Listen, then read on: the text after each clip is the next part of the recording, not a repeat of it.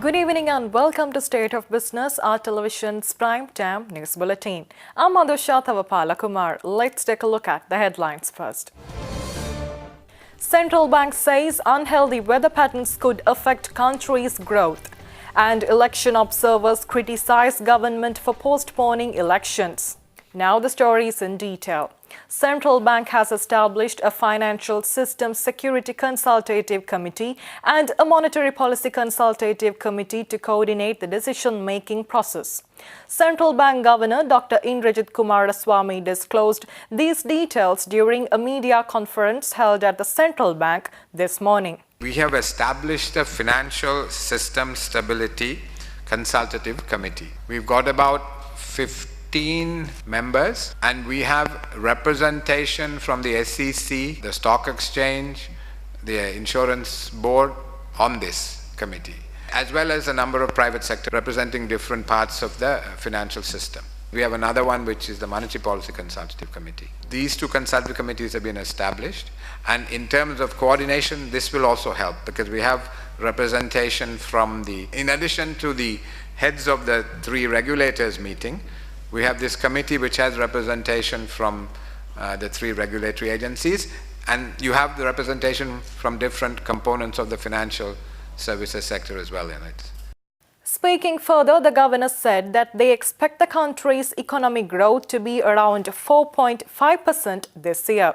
However, he pointed out government's fiscal performance has been encouraging.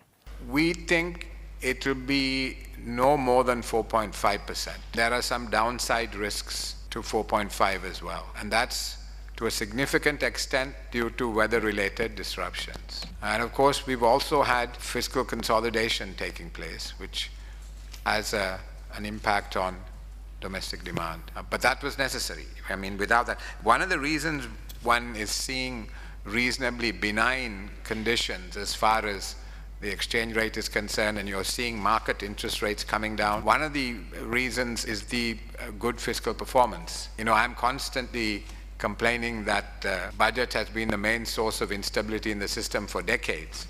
But really, since April of last year, the fiscal performance has been good. Monetary Board has decided that the current monetary policy stance is appropriate and has moved to maintain the policy interest rates of the central bank at their present levels. In arriving at the above decision, the Monetary Board has taken into consideration current and expected developments in the domestic and international macroeconomic environment and the need to maintain inflation at mid-single-digit levels over the medium term. The central bank said that the Sri Lankan economy is expected to record a modest recovery in the forthcoming quarters following the low growth witnessed in the first quarter of 2017. While monetary growth was mainly driven by the expansion in domestic credit, net foreign assets of the banking system also positively contributed to the expansion of the monetary sector. Meanwhile, private sector credit that was growing at an elevated level during 2016 and early 2017 indicates clear signs of deceleration in recent months, although at a slow pace. Let's take a look at more news after this break.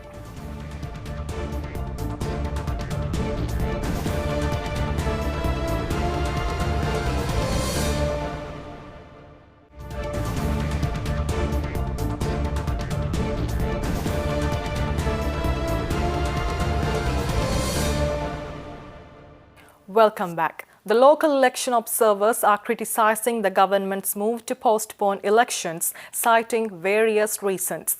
They convened a joint media conference in Colombo today to express their views.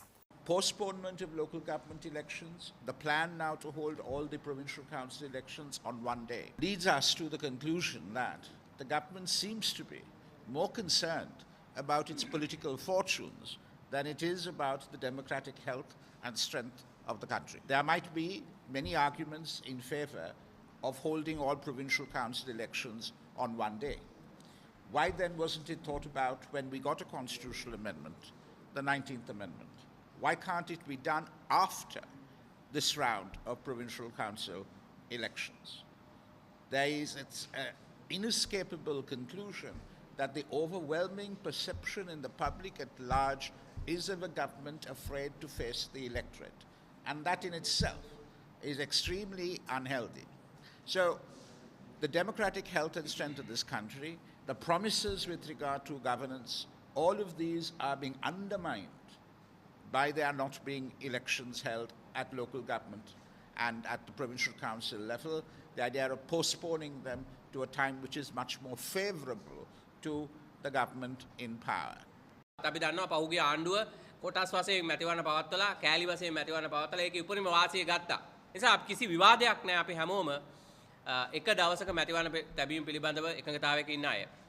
හැබැයි මේ මොහොතේ මේ කරන්න හදන උත්සාහය පිළිබඳ අපේ බලවත් විරෝධය අපි පළ කරන්න කැමතියි. මොකද පළාත් පාලන මැතිවරණේ කල් දමමින් ජනතාවට රටේ මැතිවරණ පැවැත්වීමට රජයේ සූදානම් නැහැ කියන පණිවිඩය ලබා දෙමින් තියෙන මොහොතක තමයි පළාත් සභා මැතිවරණ නැවත කල් යාමට අවශ්‍ය කෙටුම්පත් සකස් වෙන්නේ.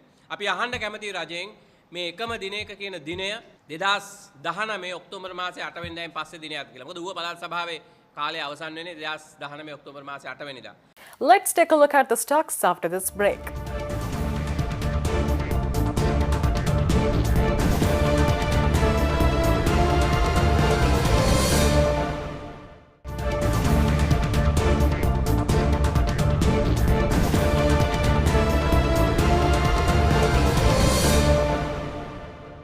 Welcome back. Trading at Colombo Stock Exchange ended on a negative note today. The all-share price index dropped 14.05 points to close at 6,571.48, and the S&P SL 20 index dropped by 7.93 points to close the session at 3,781.90.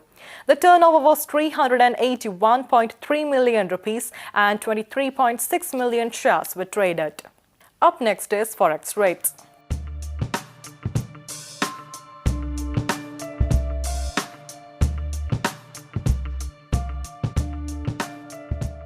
Thank you for joining with us. We'll meet you tomorrow with more latest news. Until then, take care. Good night.